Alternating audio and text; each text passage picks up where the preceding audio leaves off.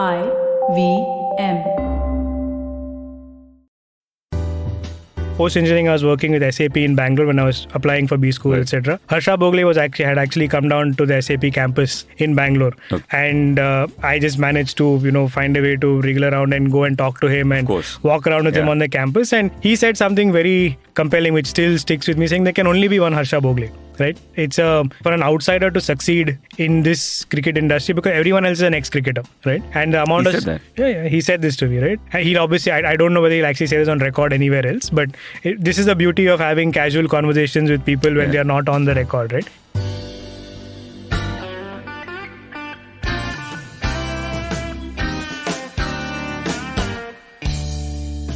Hello and welcome to the Filter Koffee Podcast. I've always thought of sports as a form of mythology. Like in mythology, in sports also, the action needs to transcend reality for the audience. And just like in mythology, you also need great storytellers for that to happen in sports. My guest today, Siddharth Raman, is a career sports professional. And he's also the co-CEO of Sportz Interactive, one of the most exciting companies when it comes to sports in India. If you're a sports fan, you probably experience Sportz Interactive at multiple moments on a match day without even realizing it. Like say, for example, if you were to type India versus South Africa on Google, you'll get a scorecard, a dynamic scorecard, which is powered by this company. You'll also get a win predictor, which is powered by an algorithm developed by this company. If you missed a match on any of your favorite streaming platforms, you're probably today able to see the highlights package in just minutes after the game ended. That is thanks to systems that Sportz Interactive has built. I spoke to Sid about his fascinating career, which started off in technology and went into advertising, and one in which he attempted commentary and sports broadcasting and multiple other things before he moved on to take over the role that he's doing right now. I also spoke to him about his time in developing intellectual properties in India like Futsal and in creating Force India's talent hunt in India. I spoke to Siddharth also about building a sports culture in an organization like Sportz Interactive, where if you're an employee, you're actually referred to as a player. Stay with us. We'll be right back on the Filter Koffee Podcast.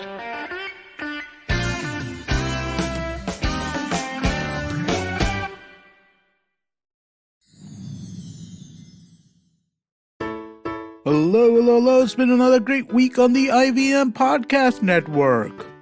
On Simplify, the gang talks about India hosting the 44th Chess Olympiad and its excellent performance.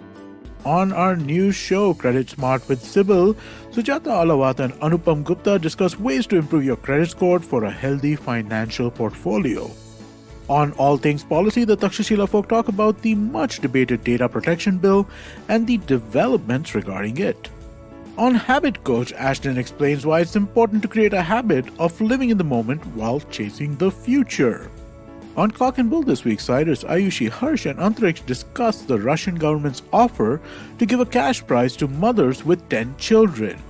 And on the Life Manifestos, Raina tells us how using certain words in our language brings about a positive outlook.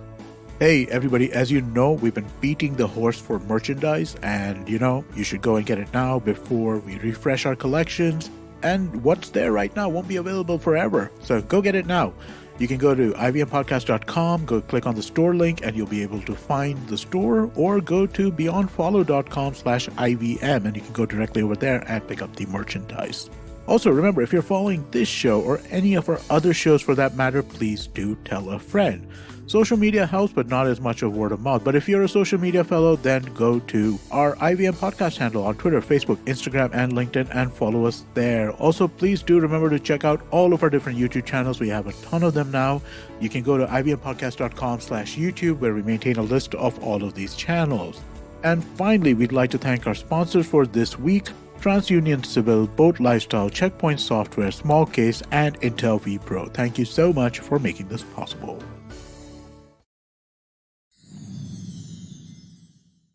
Welcome to the Filter Koffee Podcast, Sid. How are you doing? Hi, Karthik. Thanks for having me. Pleasure to be here and nice to be in a studio. I know, right? I'm recording after such a long time. And this has been a long time coming as well. We've been talking about this for the longest time. And True. We've independently been having some great conversations on, the kind of great work you guys do at Sportz Interactive and the stuff that we get an opportunity to do together with you. And generally on sports, right? True. So I always thoroughly enjoy our conversations on sports because I know that whatever you do in your day job, you're fundamentally the quintessential sports fan, right? We'll talk more about that. And let me say the feeling's mutual. I've also enjoyed all our conversations. It's always been fun. Thank you. Let's start with maybe your growing up years. What do you enjoy watching? Who were your idols? What posters did you have in your room? Look, I am a kid of the 90s. I've had the benefit of being born in the post-liberalized economy of India. So I've seen the growth of cricket. That's been my favorite sport. Sachin Tendulkar is my cricketing god. That's always been something that's been very close to my heart. I didn't have scorecards. I didn't have posters, but I had scorecards in my... I used to actually maintain handwritten scorecards of matches and Wow. Tendulkar's highest score. I remember for the longest time till 94, he never had an ODI century. And that pinch of his highest score being 77 against Zimbabwe or 84 against Zimbabwe. I remember growing up as a child with that pain, but then remembering him score his first century against Australia in Sri Lanka, ODI century when he started opening the batting. Those kind of memories are very, very, dear to me. Right. I've also been very fortunate as a kid to have watched Kapil Dev play towards the fag end of his career. In stadium or on TV? In the stadium. Wow. So when I say, So it was the India-England 93 series, the famous Bombay Brownwash Test match, which we won 3-0. My father had managed to get tickets. I come from a family of cricket fanatics. So father, grandmother, it's all in the genes. So managed to get tickets for the weekend. And those were the days when test matches would start on Friday. So day 2, day 3 were always the weekend. So you'd have a chance to see both teams bat. That was the logic of scheduling it that way. So I remember going to the stadium and watching Kapil Dev bowl. And it was also, the thing I remember from that match was, Graham Hick was a famous England batsman at that point in time. And as a kid, consider the next Bradman. Exactly. And he was actually in the form of his life over there. He scored 170 in that game, I remember. And I had as a 8-year-old cheeky kid, I'd gone carrying a poster saying, Hick got a kick, but then by the end of the day, I had to change it to Hick gave a kick because he ended up scoring 171, if I'm not mistaken, in that. So those kind of memories are very, very special, like, just visual photographic memories of sport growing up as a kid. And then obviously, post 95, the Tendulkar era of Desert Storm and the heartbreak of 96 and 99 World Cup. We all shed a tear with Vinod Kambli when that happened at Eden Gardens. So yeah, we've shed a tear with Vinod Kambli many times since then. We've shed a tear because of Vinod Kambli many times as well. So. But sorry to interrupt your flow. You said father and grandmother. Yes. Did I hear that right? That is correct. My paternal grandmother, she is a big cricket fan. In fact, even today, so she's a CSK fan and I'm an RCB fan. And I can't believe I'm saying this, but working in sport, working in IPL, I actually still go to sleep by 10:30 every night. And when RCB and CSK play and invariably CSK wins, I get a call from her at 11:30 in the night saying, what happened to your team, right? So she calls to troll me and she's 84, 85. She sledges you. Yeah, sledging, trolling, whatever you call it. And she's a big Dhoni fan and she knows I'm a Kohli fan. So she keeps pulling my leg on that as well. So grown up watching, and she's also from a family of cricket fans. Her sisters are all cricket fans. In fact, her sister saw Desert Storm live in Sharjah. Oh, wow. She saw both innings live because her kids were there. And so yeah, I come from a family where these kind of things are normal. What you would call regular eccentricities. Yeah. But yeah. I'm just thinking, the posters I had growing up, obviously a lot of Agassi stuff in there. And of course, tons of Sachin stuff in there. I think I had a Senna somewhere in between.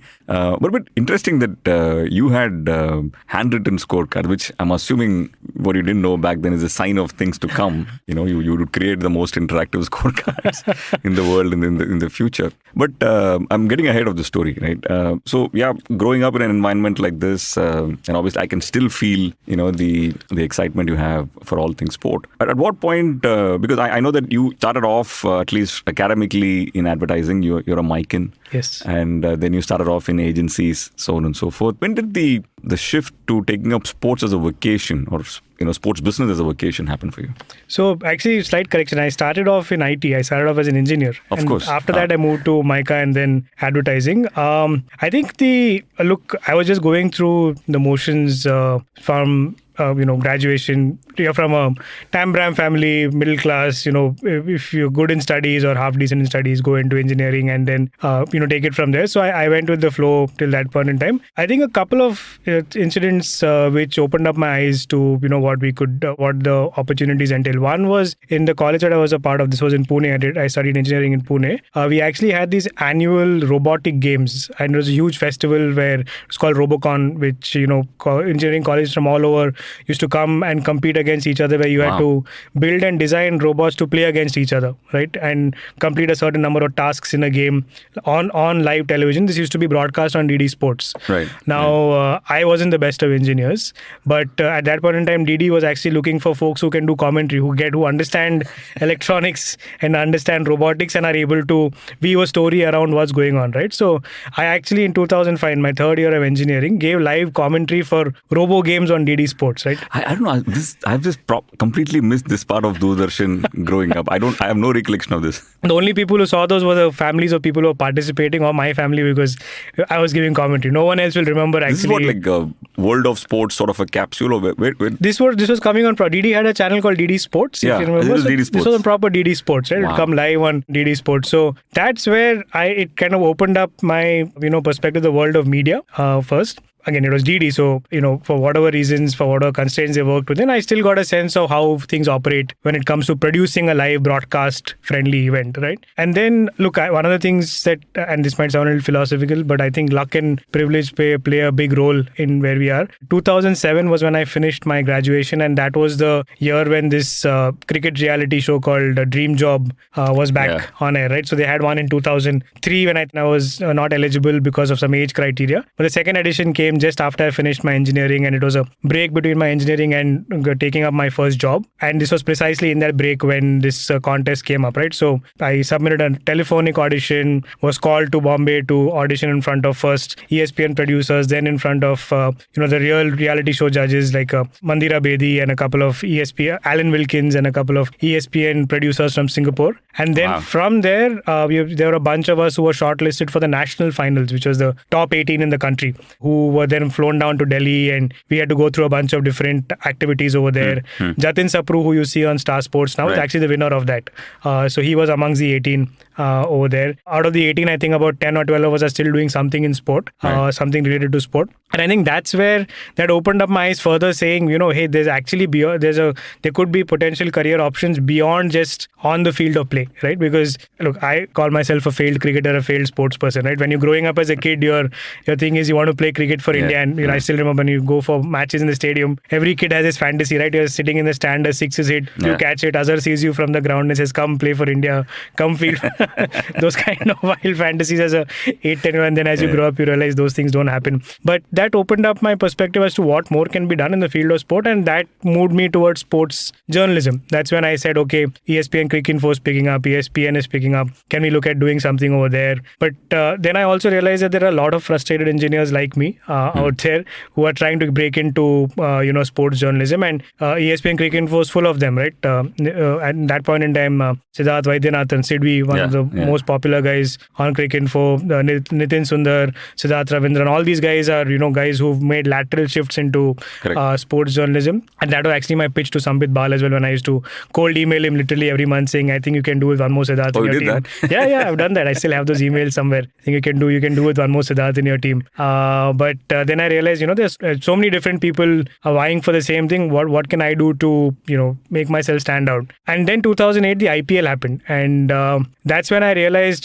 beyond journalism, there's this thing called sports management, sports marketing as well, right? So when I would go to watch matches in the stadium, and this was when I was living in Bangalore, or when I'd come back to Bombay to visit parents, I'd go and watch matches at Chinnaswamy or Wankhede. Apart from watching the live match, I'd see these, people who are working at the stadium, these guys who had these shiny accreditation badges where they could walk around anywhere. And as a fan in Indian stadiums those days, you had to be, three people sitting in the space of two with a ticket, and it's the open seating. Squatting. Exactly, right? It's like a Bombay local during peak hours. And then I'd say, wow, these guys can actually just walk around anywhere with that badge, man. What will it take to get that, right? So that's where the Kida started to say, okay, what will it take to act? And that was my quote-unquote goal for the next 2-3 years, saying, how do I get that accreditation, right? I want to walk around the stadium freely, and nobody will stop me asking me where I want to go. That led me to researching on sports management, sports marketing. The company these guys used to work for was called IMG. That's when I heard about IMG for the first time. I started cold writing emails to IMG, then saying, hey, is there something you're looking for? And then I think I've also got the right advice at the right time from different people, where one of the contestants from this dream job, one of the top top 18, who did end up continuing work, to work in sport. He told me that, look, the best way is to actually do a master's degree, get an MBA going, and then that's a better way to get into sport, because otherwise you're just one amongst the tens of thousands of folks trying to, move from engineering and IT into a field like this. Right. That led me to, MICA. So, and I also, MICA, the choice was very, very focused because of MICA having an elective in sports marketing. And the professor over there also turned out to be a great friend, great mentor. And from there was when it started, the entire journey of working in sport. But yeah, MICA was the stepping stone towards that. Right. You could have gone a very Harsha Bogle-esque way, right? Like you did commentary inadvertently, and then you were doing this whole reality show. Right, what happened to that dream? So for that, I actually have to thank Harsha Bogle, because post engineering I was working with SAP in Bangalore when I was applying for B school, etc. Harsha Bogle had actually come down to the SAP campus in Bangalore, and I just managed to find a way to wriggle around and go and talk to him and walk around with him on the campus. And he said something very compelling, which still sticks with me, saying there can only be one Harsha Bogle.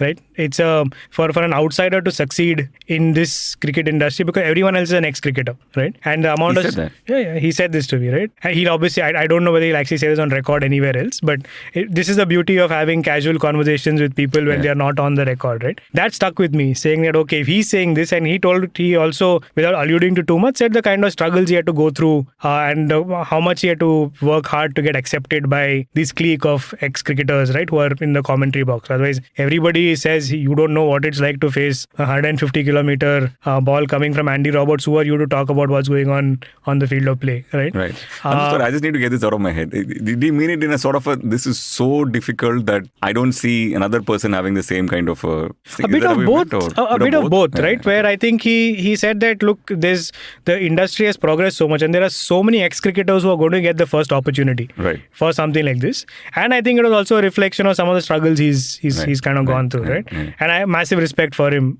for that. So that kind of also, meant that, okay, I need to move away from this, and there was a conscious effort. So failed sports person, failed sports journalist, and therefore why not try sports marketing and sports management and see where we go. Right. So that's that. Yeah. That's that. So how does Sportz Interactive happen for you? But before that, I think we're getting ahead of the thing. You then spend a lot of time in many different events. A World Cup, a Futsal tournament. Talk to us about some highlights package of that. So it's interesting you ask Sportz Interactive, because my first internship in sport in 2011 was actually with Sportz Interactive. Wow. Okay. And this was the 2011 World Cup, right? And again, I talk about luck, right place, right time. 2011 was when the ICC World Cup happened in India, right? If I had gone to B school 1 year before or 1 year after, I actually wouldn't have got that opportunity to intern with Sportz Interactive. They were looking for, Sportz Interactive was working with Castrol that time. They had Castrol was an ICC official sponsor. They had castrolcricket.com. They wanted fan engagement experts in all the venues where they were. I was studying in Ahmedabad that time. Ahmedabad was a venue for 2 league matches and a quarterfinal. And I, again, through this dream job network of mine, I got to know folks are, applying for this in Chennai, Bombay, Bangalore, etc. I applied for Ahmedabad. I got it. And that little accreditation I spoke to you about 2-3 years before, which I was chasing, I actually got that for the Cricket World Cup in Ahmedabad. Oh, nice. Wow. And that came through Sportz Interactive. In a stadium that was not called Narendra Modi Stadium. Not at that point in time, that is. And I actually got paid to watch the matches over there. I had to create content from the venue, and this was an idea probably ahead of its time, where you as an official sponsor, you don't have rights to match footage to be able to put out on your digital assets, but can you recreate the roar of the stadium or the atmosphere of the stadium by capturing fan emotions and actually uploading that in real time. So that was my role over there. Go with a digital camera and talk to fans, feel the pulse, just capture how fans are reacting to 4s, 6s, etc., and upload that into castrolcricket.com. So I actually did that for SI as an intern in 2011. Wow. So that was my first job, technically my first job in sport. After that, I managed to get an internship with the Formula 1 team. Again, right place, right time, 2011 Force India. Yeah. India's only Formula 1 team at that point in time was able to be a part of an initiative that was called One from a Billion, which was to find India's next Formula 1 driver. So Vijay Mallya's point at that time was there's nothing Indian about the team apart from the owner and the name. right? The Right. crew is Yeah. the crew support staff all are non-Indian. The drivers are non-Indian. You have to find an Indian driver. We're not going to find one for tomorrow. We're going to find one after the next decade or so. But we need to start that process now. And that was a process I was a part of, where it was basically to find India's next Formula One driver. A project I was a part of in 2011. Got to learn a lot about Formula One, how they work. We worked with the factory in Silverstone, ran trials across the country. Was involved in building race grade go-karts, proper racing suits, racing helmets for 11 to 15-year-old kids, right? Because that's how early you had to catch them to be able to groom them. Learned a lot over there, and that was only how this initiative happened. So again, luck, right place, right time. 2011, once that got done, was the inaugural Indian Grand Prix, so got the opportunity to actually see the Formula One circus in person. It was in Budh. In Budh, correct, yeah. So got to see how that happens. And those were, then it was literally love at first sight. Right? And I want to work in this industry. I can't think of doing anything else.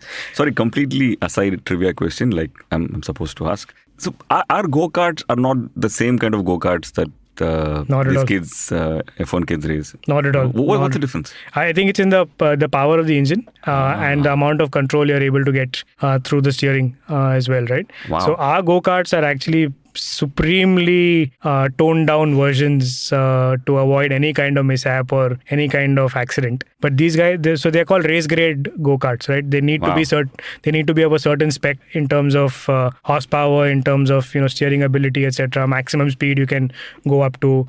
So our go-karts that we usually see in these karting tracks, about 1/5 of what you would see. Right. So you set this up in NCR. We set this up actually across the country. We took a caravan of go-karts to 7 different cities. Every week we were in a different city running trials everywhere. And this is another interesting part, right? The best track in the country. Trivia for you. Where do you think is the best go-karting track in the country? Wild guess. I was going to say Chennai. Since you're from there, I knew you would say that, but it's actually Kolhapur. It's an industrialist who's built it for his son. One of the best tracks in the country. I've seen it's got a back straight that's about almost half a kilometer, which is unheard of for go-karting tracks, and one of the best in the country. So we even did trials over there so that folks from around Pune, Goa, etc. could come there. Wow. So we did that across the country, and we took the top 10 kids to Silverstone to train over there, and again train to be Formula One drivers, which is not just about speed, but also imagine a 12-year-old kid in the Porsche Human Engineering Academy. You got these different probes across all your body. You're being put on a stress test on a treadmill, and you're being told what injury you're going to be prone to 5 years from now. So what body part do you need to work on, right? That is at one end, and the other end you have Anthony Hamilton, Lewis's father, coming and telling them how to deal with the media. What are the things you should and shouldn't be saying in front of a press person, doing mock press conferences for them. That's how Formula One drivers, and typically you think, okay, just get in the car, drive fast, but these are all aspects that go into it, and based on that the top 3 were chosen. And I am immensely proud of the fact that I've been associated with a project like that, because one of the guys we chose is Jehan Daruwala, who's now almost breaking into Formula One. He was a 12-year-old kid in 2011 who now could be India's next Formula One driver for all you know. What a story. What a story. Yeah. And then you'll also spend a lot of time in initiatives like Futsal and yes. Yeah. So for Futsal is also an interesting one, right? You're on the agency side, you know how sometimes pitches, etc. work, right?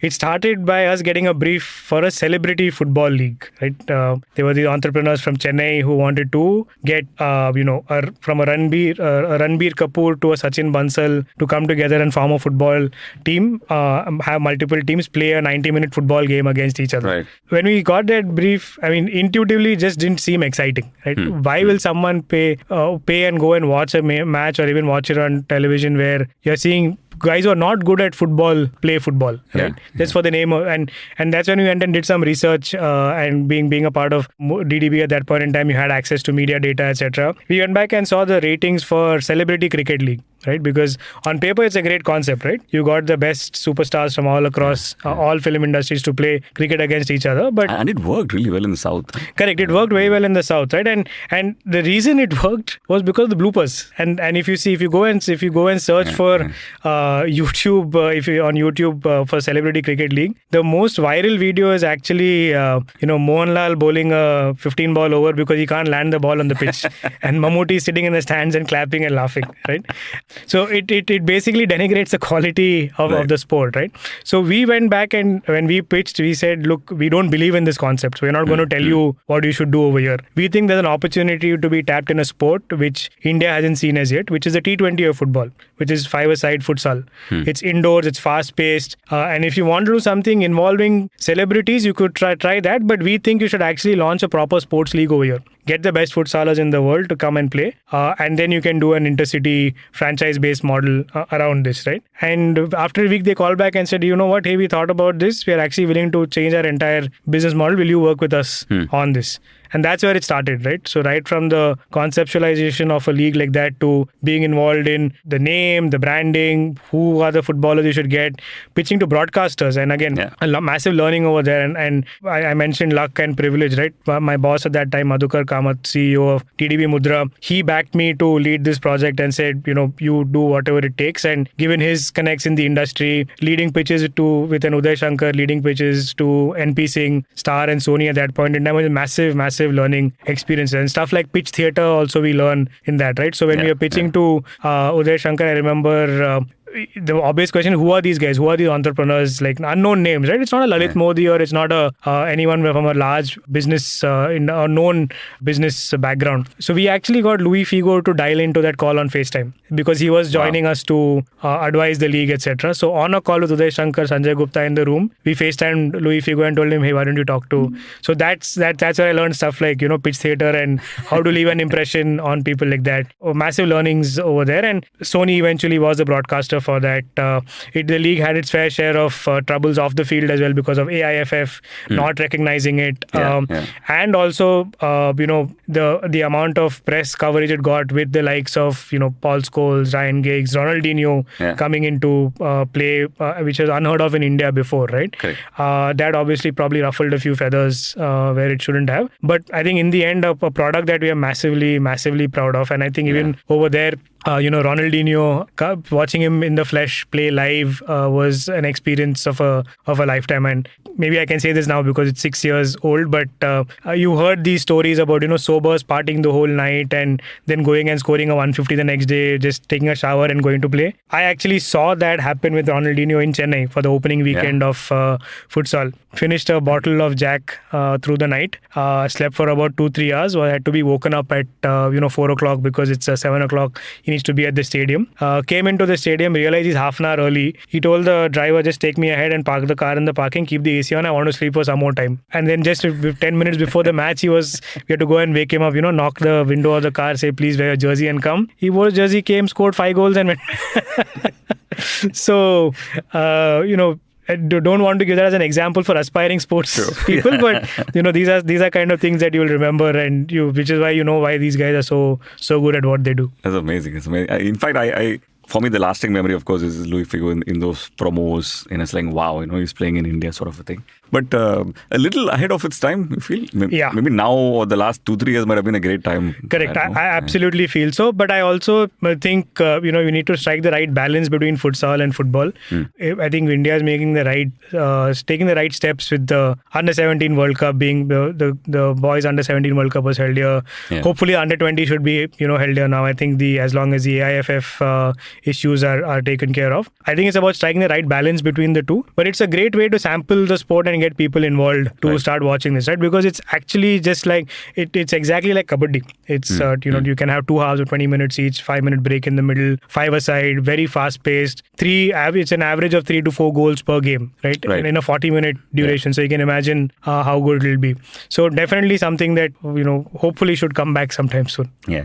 I want to now pivot into, Sportz Interactive, right? Before you talk about, how Sportz Interactive will happen to you again, I want to set up the organization itself because, people in the industry, like myself, we know this company really well, but the end users of sports probably don't. Correct. Right? So I want to probably talk about, some of the touch points which everyone today reaches and experiences something you've done, which they don't really know is powered by Sportz Interactive. Like one of them, of course, is, when you search for a score on Google. Correct. The visualizations that come, the scorecards that come, and of course the predictor pieces that come, which is now today for multiple sports. Correct. Right.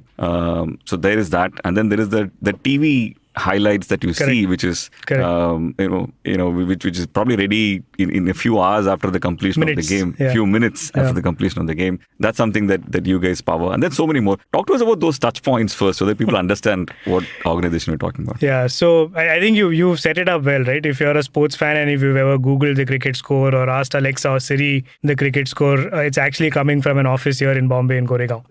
That's how we touch millions. That's one of the many ways in which we touch the lives of millions of sports fans across the globe. Like you rightly said, IPL highlights on broadcast, within minutes of the match getting over, you have something ready that can go out. We've built a product backed by artificial intelligence and machine learning to be able to churn that out, right? Which reduces the human dependence on doing something like that. If you're a football fan and you've played the official fantasy game for UEFA Champions League or UEFA Euros, that's also built out of an office here in Bombay. So for products that touch the lives of sports fans the world over. If you to 2018 Russia World Cup, the official fantasy game, again played in 150 countries the world over, managed by Sportz Interactive.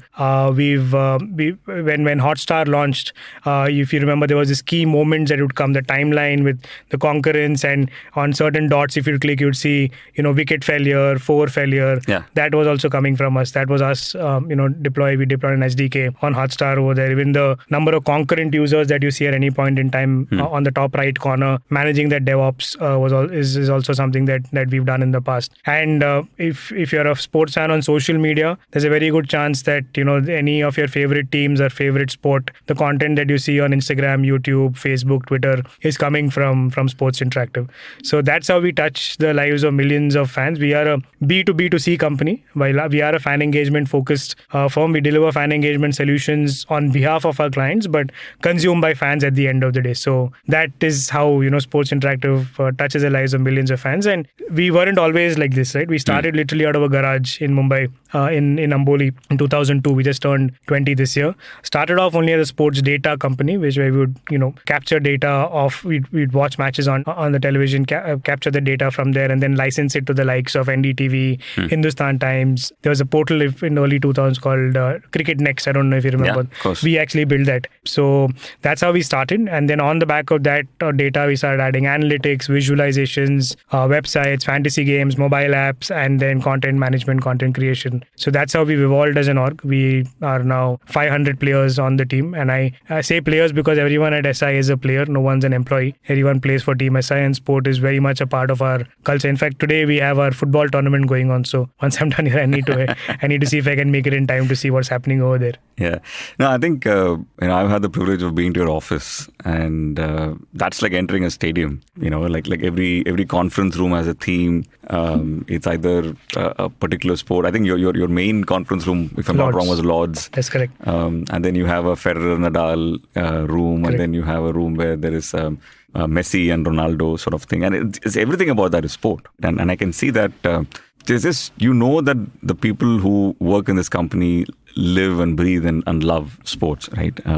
So I have two questions, right? One is, how do you build an organizational culture like that, right? I'm assuming you'll have a lot of filters right from who you hire, what you do. How do you, keep people from getting fatigued with everything that's going on, so on and so forth. And then my second question was going to be about you pivoting, from what you were originally into what you are today. When did you sort of realize that this is what this core of this company should be? Yeah. So on the culture part, I think there are two aspects to it, right? One is the culture starts at the top. It's how we as the management team, my colleagues along with me on the management team, drive that down the line to everyone, right? I think it's important to realize that working in sport is not easy. It looks like it's fun from the outside. It is fun on most days, but it's also hard work, right? As is the case in any other industry. But it's hard work on days when rest of the world is probably holidaying or taking some time off, right? Maximum sport happens on weekends and public holidays, right?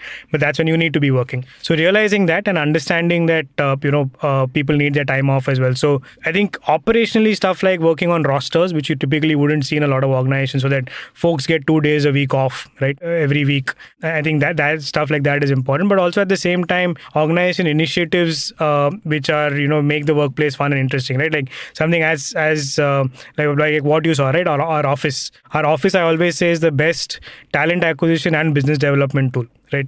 If you need to interview someone and you're really keen on getting them on board, call them to office for an interview. If you're pitching for a new business, try and have the first meeting in office, right? Tell the potential client to come over, because that's like 50% of the job that's done over there. And that culture is our biggest differentiator for us, people who love sport, people who get it. And that's a fundamental difference that we see compared to a lot of other marketing agencies that work across multiple categories, right? And we also realize that there are things that we're not good at because of that, and we want to be open and honest about that, right? We don't want to go about saying that we know everything. So if it's anything to do with sport, I think we feel we are the experts to do that, as sports fan engagement. So that's something that we do. And then I think even when it comes to daily conversations, lingo, etc., some of the recurring meetings that we have with key folks, there's a lot of sporty elements within that. Like our business reviews are called business unit scorecards, right? Where you actually review the scorecard for every business. How are you doing as a revenue from a revenue perspective, gross margins, costs, etc. So minor things like that, which I think they become a part of company culture. I do a lot of training and mentoring sessions for folks where I try and use sport as a metaphor for life. That's something which I feel if you're a sports fan, you'll automatically relate to, right? So I talk about someone like a Sunil Gavaskar and how he evolved as a cricketer. Everyone talks about dogged determination, but it's important to delayer that further and see how he brought that to life, right? And how it takes time. 1975 World Cup, first match, 36 not out in a 60-over game, got booed. What, some 200 balls or something? Exactly, right? It was those 60-over games that in that era. And his last ODI series, the 87 World Cup against in India, he scored the fastest ODI century of that time against New Zealand. Right? Yeah. So in that 12-year period, look at how he actually didn't need to prove anything to the world, right? But just look at how he's worked on his game, how he's evolved, which is why it's important to also be looking at those improvements over a longer period of time rather than expecting overnight success or overnight change. So that was a metaphor I used to tell people how to look at their careers, how to look at growth. Something like rituals, right? Like Nadal bounces the ball X number of times, adjusts his his shots, and he adjusts his hairband, etc. He does that because that's a trigger for him to get in the zone before every serve, right? So what are the rituals we can build as professionals to be able to start getting into our work life and treat work like play, right? Because the moment you start looking at it like that, it becomes a lot more fun. There's very interesting paper that HBR paper that I read called The Corporate Athlete, which has had a huge impact on me, and whoever I talk to in my org, I ask them to read that and take a look at it, because the logic is great over there, right? Sports people have on an average a career of 10 to 12 years, right? And look at how much they invest in that and how much they take care of themselves physically, mentally, and across the board, right? People in the corporate world have 40-year careers, right? What are we doing to take care of ourselves, right? What are we doing to take care of ourselves physically, mentally? So you need to train to be like a corporate athlete, and which I think is a great metaphor for anyone, not just in Sportz Interactive, but across the board. When you look at your career, how do you just look at it? And your career is a marathon, not a sprint. A marathon is how you pace yourself. It's not about doing the 100 meters in 9.58 seconds. So, and these are the kind of examples we use within the org for a lot of people, and then that's how we keep the sporting culture going. That's beautiful, man. That's absolutely beautiful. We should totally link the article in absolutely show notes. But you also started off as a data company. I remember one of the conversations we had in your office. You were saying that some people have gone to take down the scores in some club level Mauritius, game that's going on somewhere, right, in Bombay or in some other country, right? You guys started off as a powerhouse of data, which you still are. Correct. You probably outside the federations have the most volume of data on games. Correct. Right? And then the pivot for you sort of happened, from a technology perspective. You somewhere understood that it is about fan engagement. Correct. Right. So just talk to us a little bit about that. So I think more than a pivot, we'd call it as an evolution, because our growth as an organization is also reflective of how fan engagement has evolved, right? So in early 2000s, and again, there was a famous marketing campaign then, right? What score kya hua?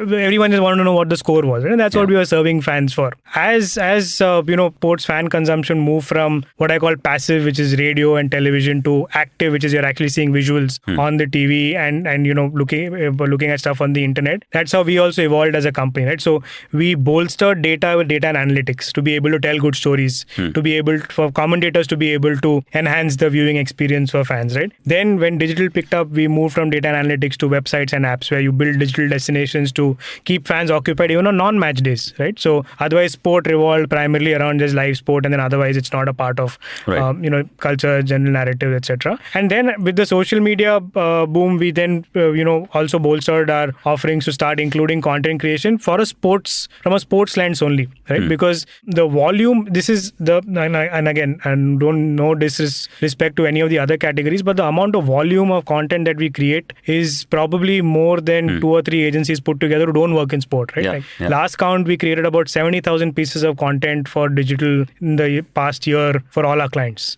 Right. Wow. That's the scale, because there's a live match going on. There could be an event literally happening every minute, every 2 minutes. You need to be on the ball. You need to be ready to, react on the fly. So the amount of planning that goes into stuff like that, that's where we perfected our skills. And that comes when you're a sports fan. That comes when you built a culture for people to be able to start thinking that way. Right. So that's how I'll call it more as an evolution of what we've done. And I think the part that we are excited about is we've seen this happen in India. Right. We've been fortunate to have an inside view of the growth of the sports ecosystem in India in general, but also now I think the opportunity to take this global, right? So we work with a lot of international federations anyway. About 1/3 of our business comes from Europe right now. So how can we do more over there? How can we and it works both ways, right? Can we build world-class products for international teams and federations that fans the world over can see? And also a lot of these international federations are looking at India for the next billion users, right? China and India now are the next big horizon for them, right? Because where is the revenue growth going to come from? They've saturated the fan bases in the developed countries, right? Yeah. Asia Pac is what you probably look at next. And within Asia Pac, the two big opportunities are China and India. And there are very few people who understand India and the Indian fan like we do, right? So if a Premier League club or a Bundesliga club or any of these even international federations are looking at, their India market strategy and how to develop the fan base over an audience development, we want to be the first port of call for that. And we also realize it's a business implication for them, right? Because the moment they're able to show that we have these many fans from India, it automatically allows them to extract more commercial value from the assets that they have, and also talk to potential Indian sponsors to show that, hey, we believe in this country, we believe in this market, we've developed this audience, right? Which is something that the Olympics is doing, and they are looking at this with the lens of a decade or 2 decades, right? So they started investing in India before Tokyo 2020. 2019 is when it started. That's when we started doing some work for them. We continue to do work for them. Olympics got pushed out by a year, but we still, focused on building that digital foundation for them over here. And in those 14 days of the Olympics, obviously India did very well. They had a big role to play. India became the 3rd largest market for them on digital after Japan and the US. Wow. Right? In terms of content consumption, in terms of time spent on the web, on their digital assets. So now, a lot of international federations realize, and this came on the back of 2 years of hard work. It wasn't overnight success, right? So I think they also realize that you need to, have that long-term vision. And the next Olympic session, the IOC session, is happening in Bombay in next year in 2023, right, where the heads of all international Olympic federations are going to converge into Bombay. They're going to have a 3-day session here and look at the future of the Olympic movement and how can the Olympics evangelize the Olympic movement in India, because the Olympic movement is not about winning medals. It's about celebrating sport and celebrating the power of sport, and the fact that you qualified for the Olympics itself is something to be so proud of. How do you evangelize that story to the 1 billion plus people here in India? Massive, right? From your vantage point, and I know you track all kind of sports broadcasting and all kinds of content around sport. What are you excited about, right? In the medium term, in the next 3 to 5 years, what should a fan be excited about? What should brands be excited about in sports? What's keeping you awake? So 2 things, right? One is from a fan perspective, and then therefore linked to brands as well. I spoke about passive consumption and active consumption. Now the next stage is actually interactive consumption, right? Where fans can have a say of how they want to watch and how they want to consume sport, and in certain cases also influence the action on the field, right? What do I mean by that? And again, 2 recent examples, right? Fan Code was streaming the India-West Indies series, right? You could actually choose which commentators you wanted to listen to. They had 5 different audio streams with different commentators. You could, toggle between them based on who you wanted to listen to. You're giving the fan the power to choose, right?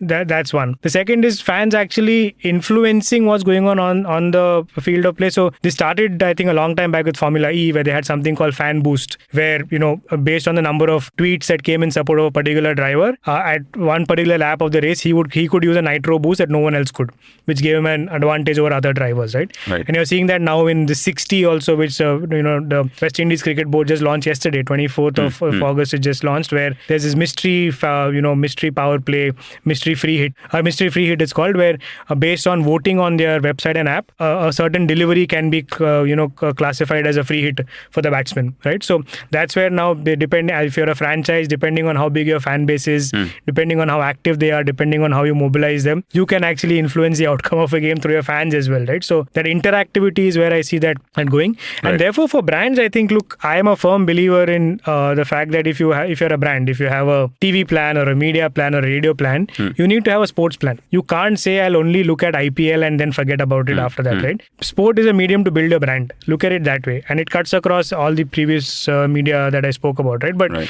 you need to look at sport that way to be able to actually build a tangible, connect with your audiences. And why do I say that? Because sport is the only medium where your fan is as emotionally invested as he or she is in something as they wouldn't be anywhere else, right? If you're a brand who wants to talk to a Mumbai Indians fan and you're able to be a part of his or her experience celebrating a Rohit Sharma 50 or Mumbai Indians winning the IPL, that is way more meaningful or way more impactful even qualitatively than just, spending 6 crores on a TV plan, just buying me GRP. I'm not saying you don't need to do that, but you can also look at this as a way to complement that and to build that long-term connect with fans. And there are brands that have done this very well. And again, they're all non-Indian brands. So the likes of Coca-Cola, the likes of SAP, the likes of Budweiser, who've done fundamentally, built their marketing plans around sports. And you see they're the other guys who are the Olympic partners, the other guys who are the FIFA partners, right? Because they know that these events bring fans together. And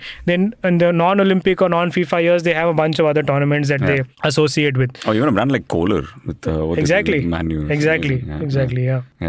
Okay, cool. We usually end the episode by asking the guest what he or she is watching, reading, listening. In your case, I'm going to completely twist this plot. Okay. First, I know it's a very unfair question to ask, but favorite sporting moment? Probably 2nd April 2011. Actually, yeah, it is Dhoni hitting that 6 into over mid-on at Wankhede. Okay. That's my favorite sporting moment. Is there a number 2, number 3? Number 2 is actually an obscure one, but Goran Ivanisevic winning 2001 Wimbledon as a wildcard entrant. That is one of my favorite sporting moments, because that shows that's the perfect example of what's possible in sport and life. Wildcard entrant, no chance. No one gave him a chance in hell to actually even reach the quarters or semis. And with a little luck, thanks to Roger Federer beating Sampras in the quarters, he made it to the finals. And after so many years of trying, he won Wimbledon. That was actually one of the rare times where I had a tear. Did Agassi beat him in 2002? I think Agassi he definitely didn't win 2002. 2002 was when Sampras, I think, won again, if I'm not mistaken. And 3 was when the Federer era started at Wimbledon. But just that. And also what both ways, right? I think Agassi won in the 90s.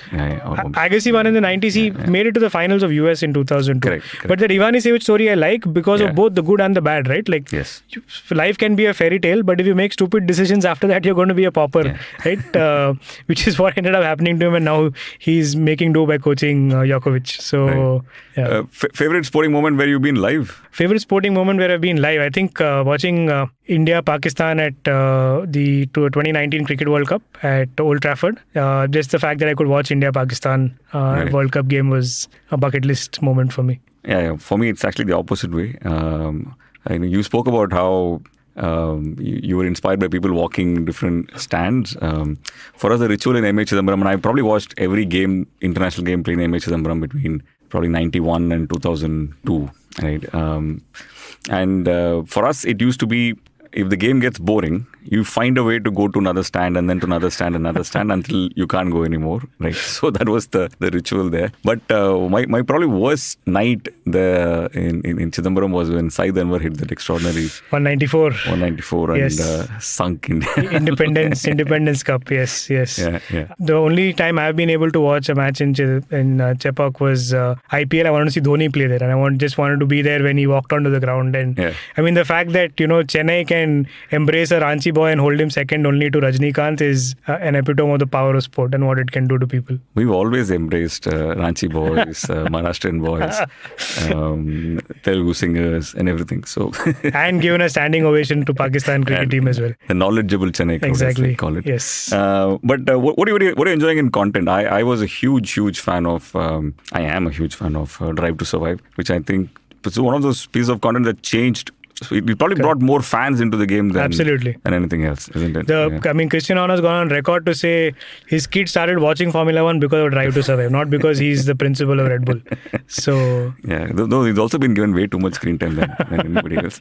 And then, of course, what else do you enjoy in content? I think from a sport perspective, the one that I really liked was Ted Lasso on Apple TV. Oh yeah, beautiful storytelling, and just how, again, it's a classic underdog story with a dose of reality in it, right? And that perfect without trivializing the sport part. Exactly, and perfect metaphor for a perfect example of sport being a metaphor for life, right? And that's what I like so much about Ted Lasso. So that's something I'd highly recommend. Get an Apple TV subscription just for that, just to watch. Totally worth it. Yeah.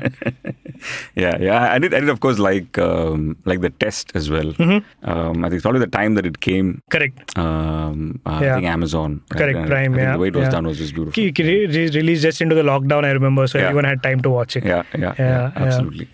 Sid, thank you so much for your time. I honestly believe there is a part 2 to this conversation because there are like some 15 things we've not covered yet.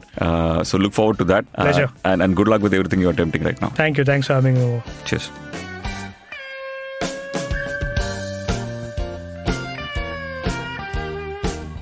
If you like this podcast, don't forget to check out other interesting podcasts on the IVM network. You can listen to us on the IVM Podcast app or ivmpodcasts.com. You can also follow us on our social media. We are at IVM Podcasts on Twitter and Instagram. And if you want to reach out to me, I am _Karthik. That's Karthik with an H on Twitter. And Filter _Koffee. That's coffee with a K on Instagram.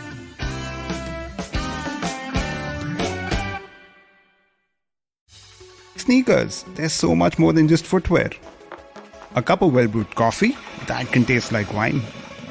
Our phones can even tell the time, but a mechanical watch, that on your wrist, feels different. These subcultures, some very niche and some not so niche, are fantastic hobbies, and I'm obsessed with a lot of them. They're approachable, they're a lot of fun, and they're very, very therapeutic. My name is Anish, I'm the co-founder at Swami, a homegrown beverage brand, and I have many such niche interests, which I will explore with you on this podcast, aptly named Anish Thing. Anish Thing, every Tuesday on the IVM Podcast Network and all other major podcast platforms.